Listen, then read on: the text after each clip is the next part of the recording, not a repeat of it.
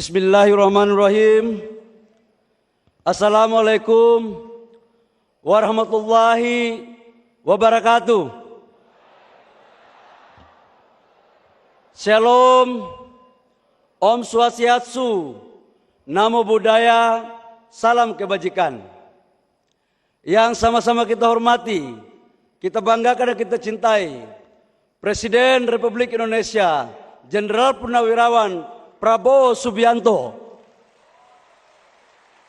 yang juga adalah alumni Partai Golkar, disempurnakan lagi dengan memakai dasi warna kuning hari ini. Jas boleh hitam, tapi dasi tetap kuning, artinya Golkar tetap ada di dalam hati Bapak Presiden Prabowo. Makasih Bapak Presiden atas kehadirannya. Ini sudah temu kangen Pak. Banyak teman-teman tanyakan kepada saya, bahwa Presiden datang atau tidak. Saya katakan kepada mereka bahwa insya Allah selama doktrin karya kekaryaan masih ada di sanubari Bapak Presiden Prabowo, insya Allah beliau akan hadir. Dan hari ini tepat akan ada. Yang saya hormati Bapak Wakil Presiden Republik Indonesia, Bapak Gibran Rakabuming Raka, yang hadir bersama-sama kita juga. Kita berikan aplaus, terima kasih Bapak Wakil Presiden.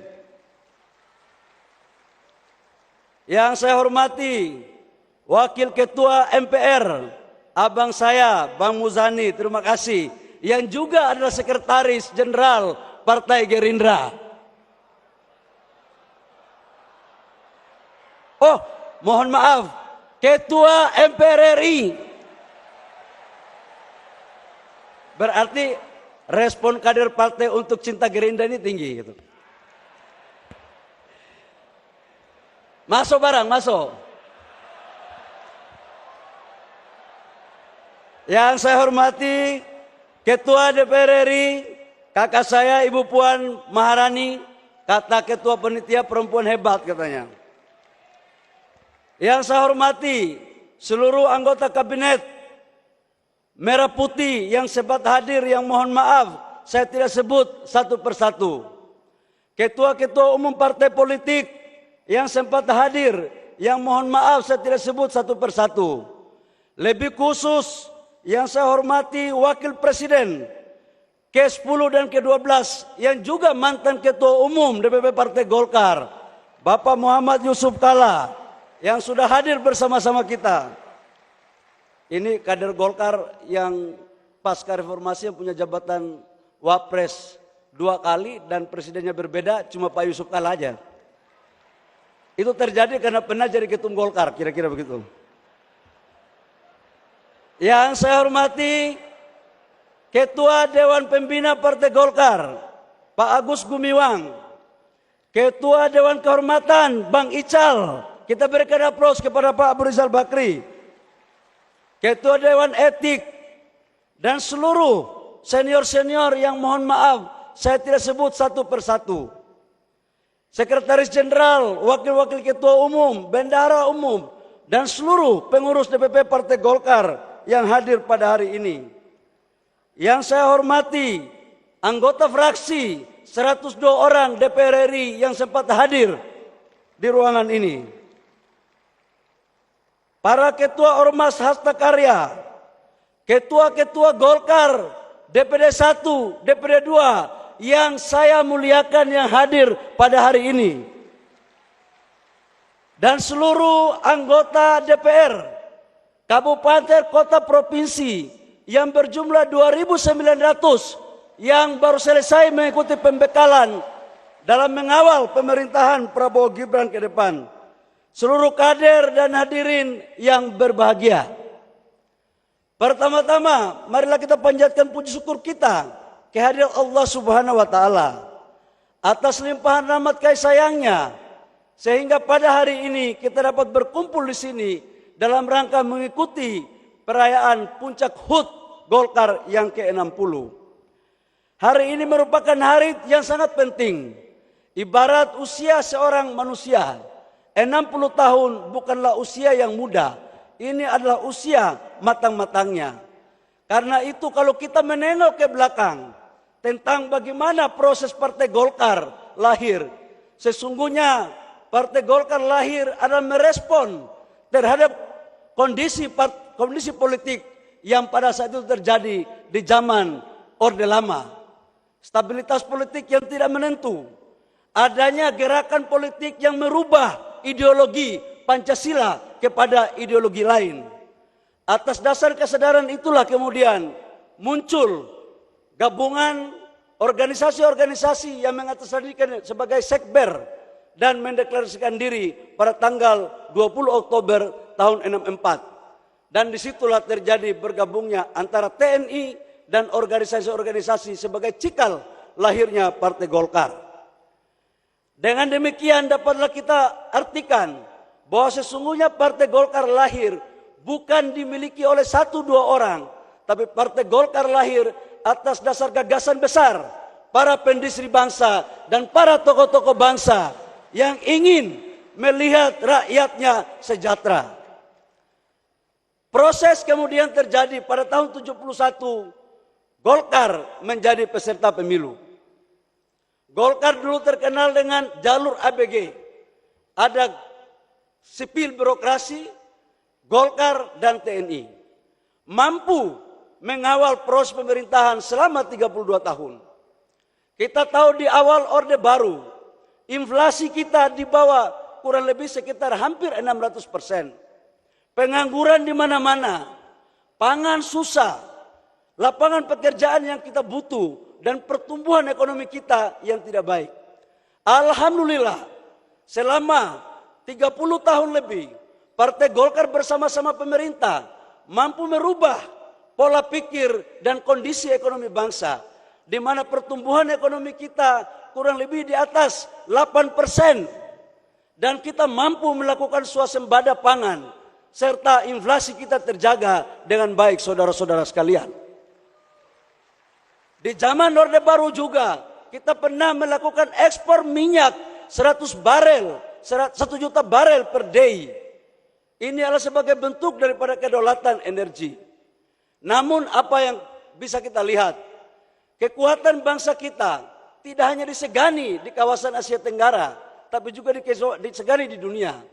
Bahkan terkenal bahwa Indonesia adalah macam Asia. Golkar lahir untuk mengawal proses pembangunan. Golkar lahir untuk menentukan dalam rangka mewujudkan apa yang dicita-citakan oleh para pendiri bangsa tentang kesejahteraan, tentang pendidikan, tentang kesehatan. Bapak Presiden, hadirin yang berbahagia, di akhir masa kepemerintahan Orde Baru, kita lihat bahwa negara kita juga mampu bersaing secara teknologi di bawah pimpinan B.J. Habibie. Namun pertanyaan yang muncul adalah, apakah negara-negara tetangga atau negara di luar itu ikhlas dan senang melihat Indonesia maju? Saya katakan bahwa proses itu belum betul-betul mereka senang kalau negara kita maju. Apa yang terjadi? Krisis ekonomi melanda negara kita pada tahun 98. Yang diawali dengan krisis ekonomi berujung pada persoalan krisis politik. Mahasiswa yang waktu itu juga salah bagian daripada mahasiswa meminta pergantian pemerintah. Dan tidak hanya di sana, Golkar pun diminta turut untuk dibubarkan. Ini adalah fase-fase yang berat, Bapak Ibu semua. Tapi kita diuntungkan, kita mempunyai kader-kader patriot, kader-kader Partai Golkar yang negarawan, kader Partai Golkar yang mempunyai kecerdasan, kemampuan komunikasi politik yang dipimpin langsung oleh Ketua Umum Bang Akbar Tanjung. Kita lihat Bapak Ibu semua, di sini adalah fase perubahan baru bagi golongan karya bertransformasi menjadi partai politik. Ini adalah pertama. Dan di tahun 99, kalau kita melihat banyak rakyat di pelosok-pelosok, di kota-kota. Saya pernah melihat waktu itu masih mahasiswa, Bang Akbar memimpin kampanye dengan tokoh-tokoh Golkar yang lain. Sempat dari bis ke bis, dari jalan tol ke jalan tol. menghadang mereka. Tapi daya patriotisme, kemudian Golkar mampu keluar menjadi partai pemenang pada pemilu tahun 99, saudara-saudara semua. Pada tahun 2004, Golkar dengan paradigma baru Partai Golkar di zaman pasca reformasi mampu memainkan peran dengan melakukan konvensi agar kemudian 2004 menjadi partai pemenang. Konvensi adalah sebuah strategi yang menurut saya jitu, dan waktu itu peserta konvensinya adalah Ketua Umum Bang Akbar Tanjung, Bang Ical, kemudian Pak Surya Paloh, kemudian Pak Wiranto, dan Bapak Presiden Prabowo. Yang menang waktu itu adalah Pak Wiranto. Namun dalam Pilpres belum Allah mengizinkan jadi presiden. Tetapi yang kalah konvensi 20 tahun kemudian langsung terpilih jadi presiden. Jadi memang di Golkar ini ya ketua umum itu belum tentu jadi presiden. Belum tentu. Karena Golkar ini inklusif. Dan itu telah dicontohkan oleh Bang Akbar. Beliau ketua umum membuka diri bagi yang lain untuk ikut berkompetisi. Artinya apa? Yang saya mau sampaikan bahwa Golkar sebagai partai yang betul-betul adaptif, yang mau mengikuti perkembangan tentang sistem politik yang ada. Pasca pemilihan konvensi, apakah kemudian Partai Golkar sudah selesai? Enggak lagi. Muncul fase berikut. Pasca konvensi, Partai Golkar melahirkan kader-kadernya yang luar biasa, kemudian mendirikan partai lain. Jadi Golkar selalu silih berganti, naik turun. Diawali dengan Hanura yang didirikan oleh Pak Wiranto. Waktu itu orang berpikir Golkar akan semakin suaranya turun. Tapi alhamdulillah, sekalipun ada yang pergi, ada juga yang datang. Setelah Pak Wiranto pergi mendirikan Partai Hanura, ada satu lagi kader terbaik Partai Golkar, mendirikan Partai Gerindra.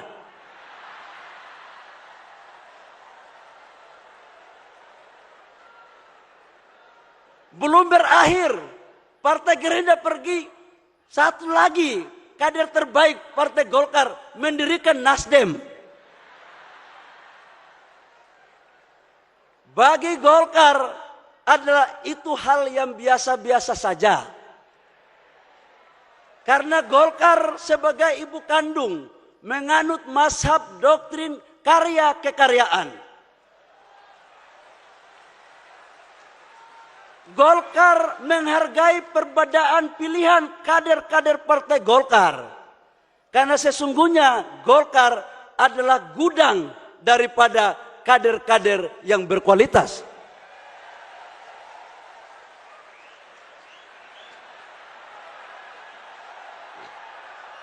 Saya juga ingin menyampaikan bahwa dalam perilaku politik Golkar tidak pernah menghina atau meremehkan partai yang lain. Kami selalu berjiwa besar untuk menghargai kebesaran partai lain. Dan oleh karena itu dalam perspektif hubungan kami dengan partai-partai yang lain, khususnya alumni-alumni Partai Golkar, kami seperti satu rumah, cuma beda kamar saja.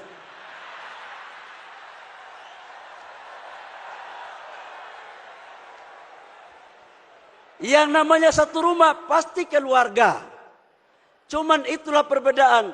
Golkar adalah ibu kandung yang melahirkan anak-anaknya. Bapak Presiden, hadirin yang berbahagia.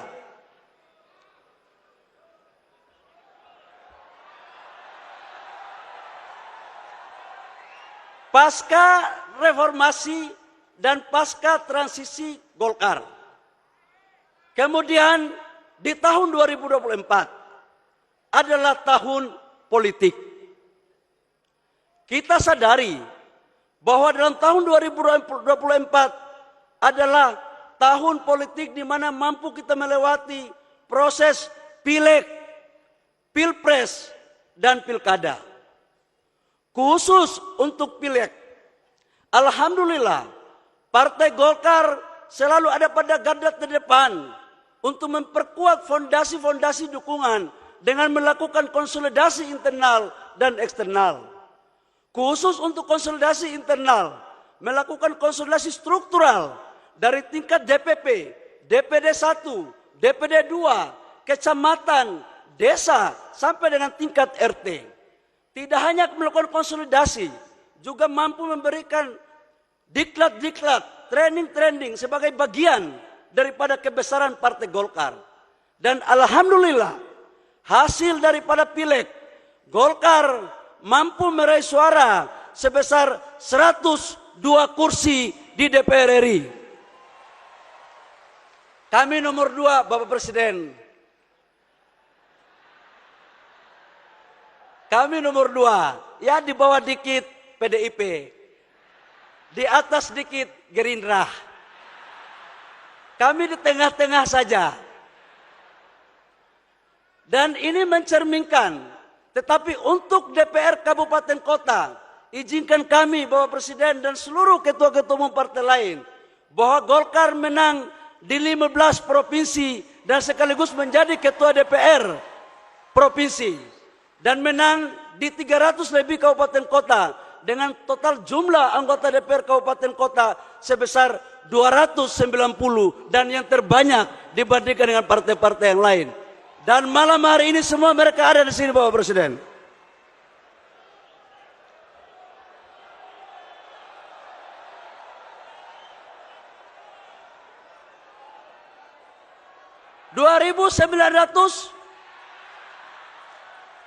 Oh, maklum ketua umum baru. Kalau datanya belum clear itu salah sekjen.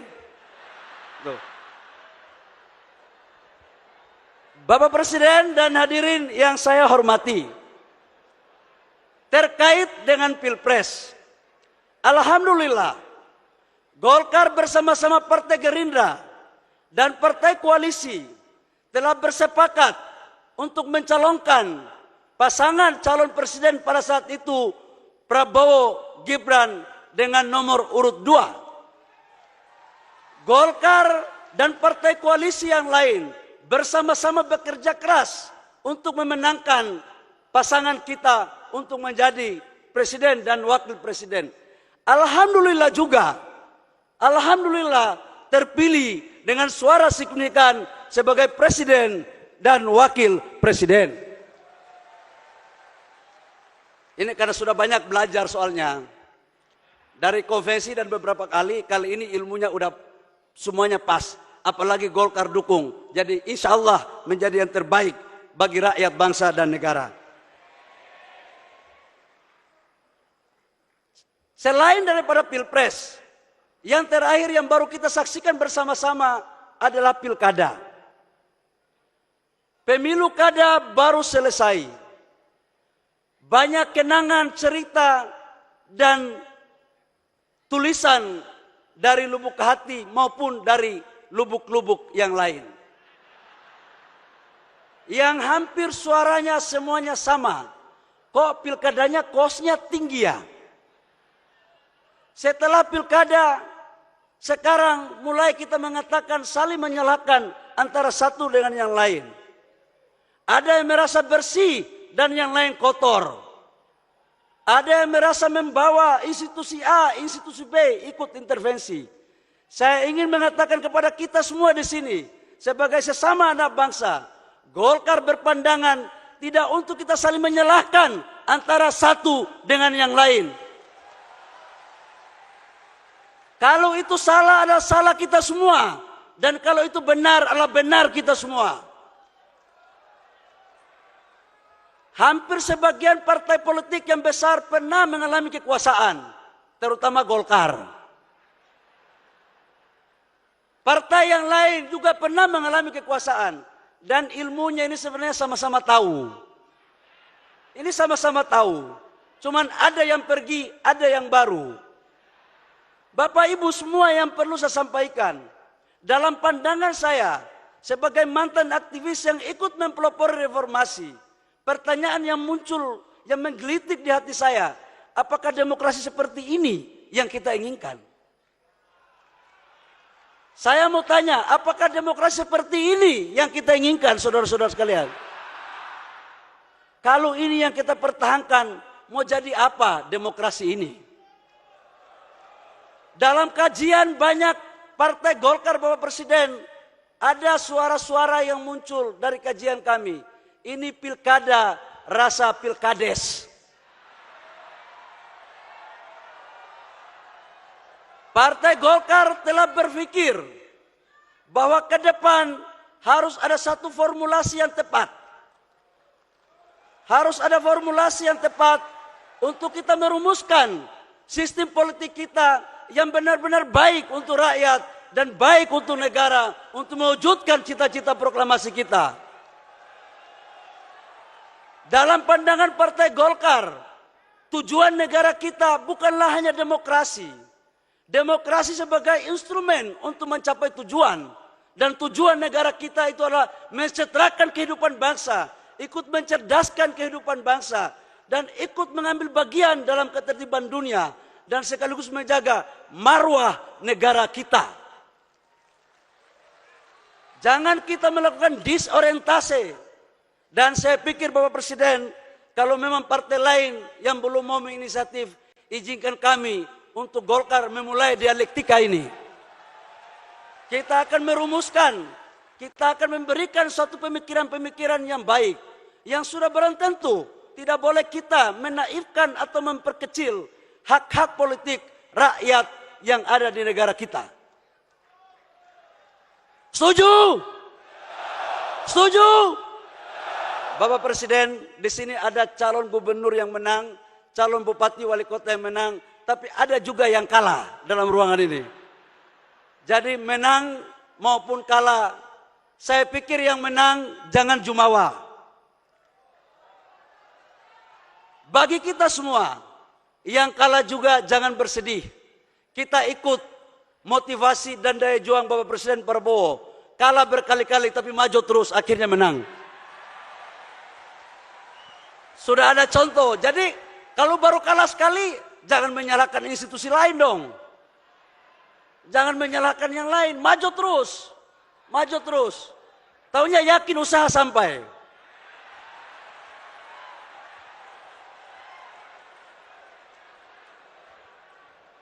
Jadi kita harus, Partai Golkar harus betul-betul mampu memainkan peran. Bapak Presiden, hadirin yang berbahagia. Dalam konteks positioning Partai Golkar, untuk mendukung pemerintah, kami telah bersepakat di dalam Munas untuk mengawal seluruh program-program pemerintah Presiden Prabowo dan Wakil Presiden Pak Gibran. Terutama dalam aspek cita, minimal ada 4 program terkait dengan kedaulatan pangan, energi, hilirisasi, dan makanan bergizi. Bagi Partai Golkar ini sejalan dengan roh, gagasan dan tujuan partai. Hanya dengan hilirisasilah mampu kita menciptakan lapangan pekerjaan, mampu meningkatkan pertumbuhan ekonomi, dan mampu melakukan penetrasi terhadap pemerataan pertumbuhan ekonomi. Kedaulatan pangan dan kedaulatan energi merupakan kebutuhan bangsa. Dan satu hal Bapak Presiden, Partai Golkar sangat menghormati, mengagumi, dan mendukung penuh terhadap makanan bergizi. Karena inilah cita-cita daripada amanat Undang-Undang 45 untuk mencerdaskan kehidupan bangsa. Dalam perspektif itulah kemudian kami ucapkan terima kasih kepada Bapak Presiden Prabowo dan Wakil Presiden Pak Gibran Rakabuming Raka yang telah mempercayakan kepada kader-kader terbaik Partai Golkar untuk duduk di anggota kabinet. Dalam hitungan kami ada 7 menteri, ada 8 menteri yang Bapak jadi pembantu Bapak Presiden. termasuk Ketua Umum Golkar. Ada 8, ada 1 jabatan setingkat menteri, gubernur tanpa pilkada, yaitu Gubernur Lemhanas. Ada 3 wakil menteri.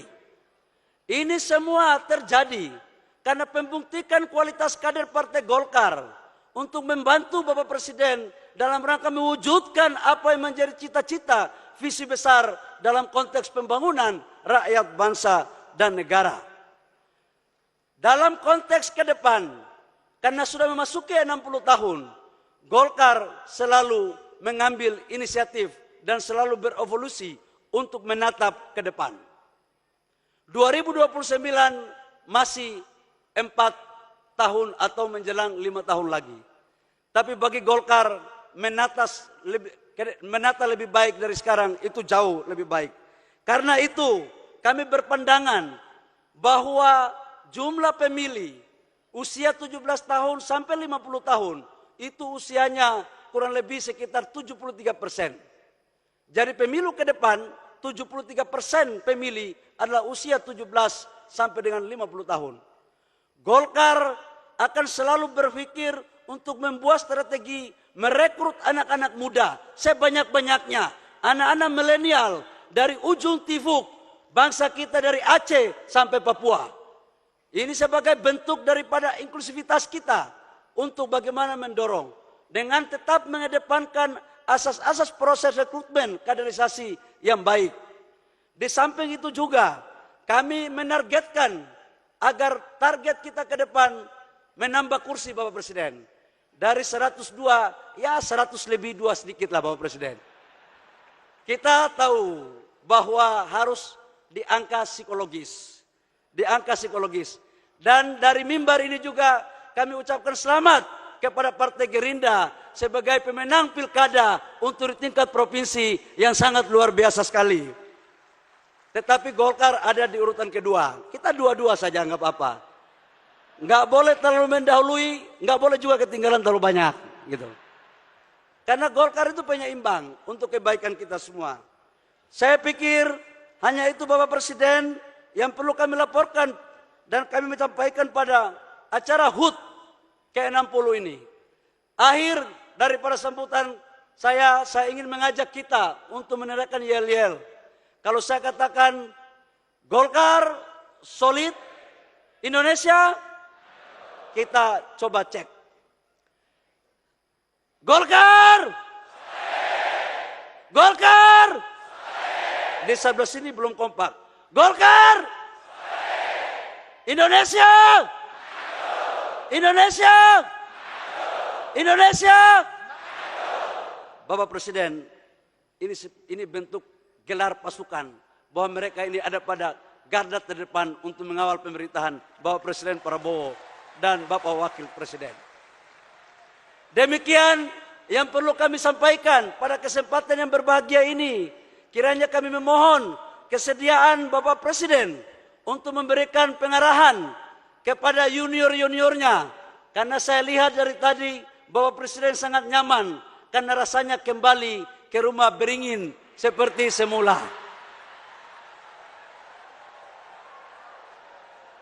Rumah aslinya Bapak Presiden itu di sini sebenarnya. Tapi nggak usah kita lanjutkan. Insya Allah kita selalu bersama Bapak Presiden pemerintah untuk mewujudkan kesejahteraan rakyat. Demikian, terima kasih. Kurang lebihnya mohon maaf. Wabillahi taufiq wal hidayah. Wassalamualaikum warahmatullahi wabarakatuh. Shalom, Om Santi Santi Om. Namo Buddhaya, salam kebajikan.